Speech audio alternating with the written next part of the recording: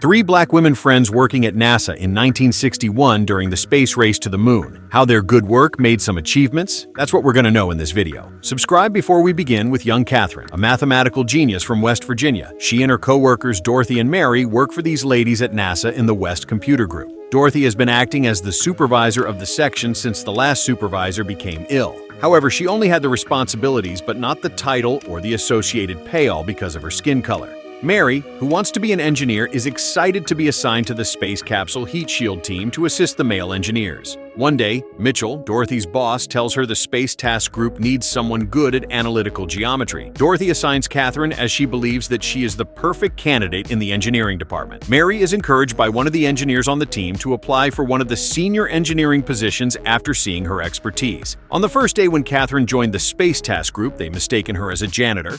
Her job was to check the calculation performed by Paul, the lead engineer. However, Paul, who doesn't trust her, has blacked out a lot of details and claimed that she lacks the clearance necessary to view them, and Katherine cannot perform the calculation without being aware of the concealed information, according to which he essentially believed Katherine's position was unnecessary. Katherine had to run a half-mile to the colored restroom in the West Computer Group whenever she needed to use the bathroom, because there isn't a colored one there. On the other hand, Mary does not have the necessary qualifications for the promotion, and cannot get those qualifications as the extension courses are not taught in any high school accessible to African Americans in Hampton, where she lives, only because of the color of their skin. Katherine was able to solve the calculation and demonstrate that the Redstone rocket couldn't support orbital flight by holding the confidential information up to the light. Simply by doing so, Mr. Harrison chose to trust her abilities and grant her access to all the data necessary to determine Freedom 7 trajectory.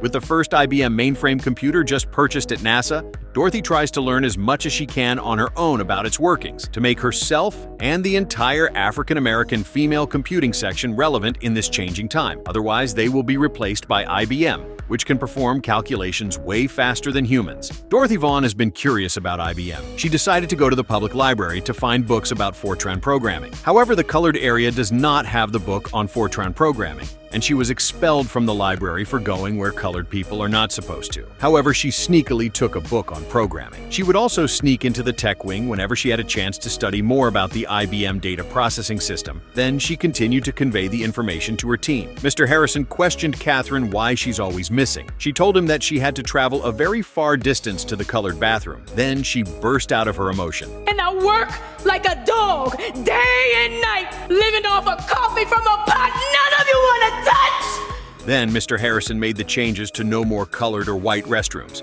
After the Freedom 7 has been successfully launched, their next mission is to calculate the trajectory and landing of Friendship 7, in which John Glenn will become the first American to orbit the Earth. To obtain an engineering degree, Mary petitions the court to allow her to enroll in Hampton High School, which does not admit colored students. She successfully convinced the judge to permit her to enroll exclusively in night classes, making her the first colored woman to attend. Katherine was tasked to calculate the coordinates of the landing of the Friendship 7 space capsule. Everyone, even John Glenn the astronaut, is amazed because they are unable to find any errors in her calculations. Dorothy was reassigned to program the IBM after her ability has been discovered by the lead engineer. As anticipated, NASA was going to dissolve the computer group. All 30 of the ladies under her supervision are invited to join the employees of the data center. The go-no-go analysis, which had puzzled engineers for a very long time, was solved by Katherine using Euler's method, enabling the flight of Friendship 7. Before the launching of Friendship 7, Mr. Harrison told Katherine that she will also be replaced by IBM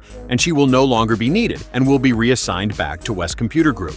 A problem arises in the control room when the IBM computer's calculations for Glenn's flight don't match the previous days. John Glenn the astronaut requests that Katherine check the landing coordination math by Katherine. She runs the numbers and races back to the control room to hand the notebook to Mr. Harrison. The Friendship 7 space capsule successfully entered orbit after several orbits around Earth. There's a problem with the fasteners for the heat shield. They had no choice other than to get him back to the Earth immediately. Fortunately, Glenn was able to get back to Earth safely after completing 3 out of 7 scheduled orbits around the Earth. Tell me, what did you like the most about this movie? And suggest another to make. Don't forget to subscribe and watch more from here.